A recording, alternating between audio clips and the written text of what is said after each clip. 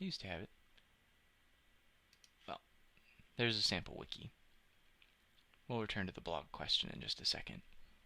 Okay, so this is a wiki. Um, Most people are pretty familiar with Wikipedia. That is a wiki, and it really just the term wiki really just refers to a collection of collaboratively written, well, you have a description right here, collaboratively written, edited, revised, and managed web pages. They're web pages that anyone in the group can edit. So in Blackboard, that group is pretty much anyone in your class. And now you can lock that down a little bit. You can adjust who has what permissions to do what. But this is a great tool for any kind of a collaborative um, project. So if you want your students to create a knowledge base for a particular topic, a wiki is a great way to do that because they have to just put in a whole lot of information and then create sort of a navigation scheme. Over here it lists all of the pages that are part of this wiki, and then you also have some tools for looking at the history of the wiki in case someone accidentally deletes something, then there's a record of what was there before. You also have a little breakdown of who has contributed what. It's not terribly detailed, but it'll give you an idea. So like, Susie contributed 48% of this wiki and she's on a team of 5 people. Maybe Susie pulled more than the weight that could be expected of her. So it will certainly help you as an instructor to spot when only one person is doing all of the work. Now there may be also other reasons why that could happen, like if they were meeting as a group in a physical space and Susie was doing the typing, there may be reasons for that. So it's not always a great gotcha tool, but it's a great way to look in and see how things are going out. And if you'd like more training in the wiki tool, you're welcome to set up a consultation with us or give somebody a call, and we'll be glad to help you out. The blog tool is similar to the wiki in that it looks kind of similar, but it's more of it's a great place for a reflective exercise. A blog is just a website where a user, where an author or a group of authors creates a narrative out that plays out over time. So if you have a blog post that might be, this is what I ate for lunch on Monday, or in like an instructional setting, it would maybe be a place to reflect on a clinical experience or a lab experience, or if you just want to provide a place for students to respond to a series of readings, the blog tool is a really great way to do that. And you can do a number of different things with it. You can make it visible to the whole group, so it's a kind of a nice space for peer review.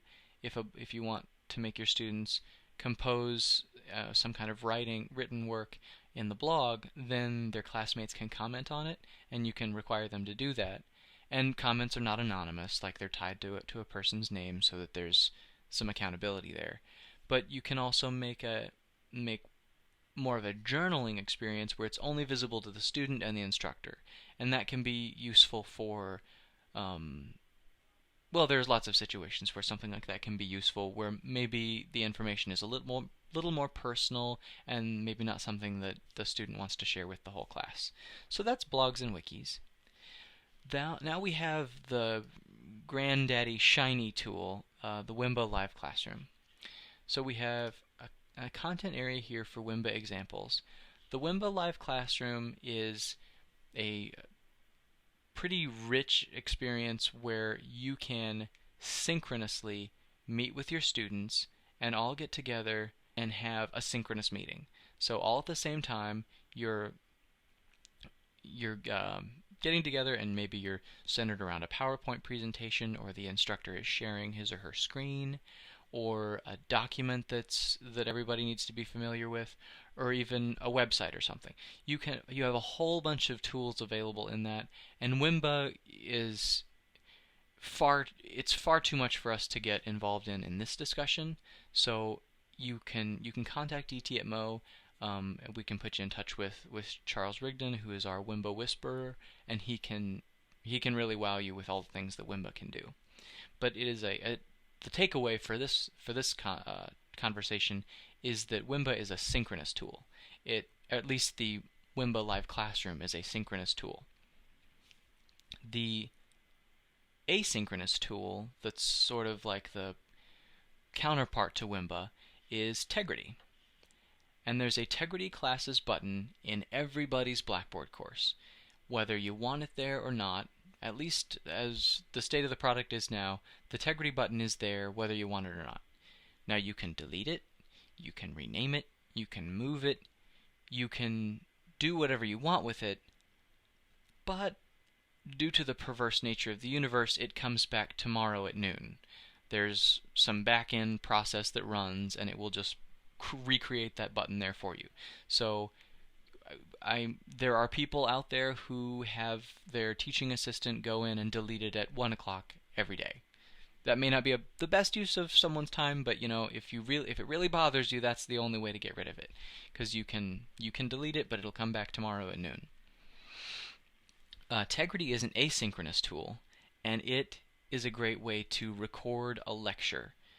And that's originally what it was intended for, as a lecture capture tool. So you can either record yourself in front of your class. So if you had a student who missed that lecture, they can go into Tegrity and they can look at it. Or it really shines as a review tool. So you can capture your lecture, and when your students are preparing for an exam or they're working on an assignment and they need to remember something you said verbatim and their notes might be incomplete, they can go into this, see a recording, and it helps jog their memory. It's a great way for them to review.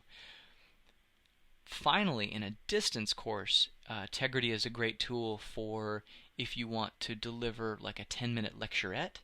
You can deliver that through Tegrity, and you might be narrating a PowerPoint presentation, or you're walking your students through a particular resource website that you want them to be familiar with. All it does is it captures what's on your screen and your audio and your video if you want it to.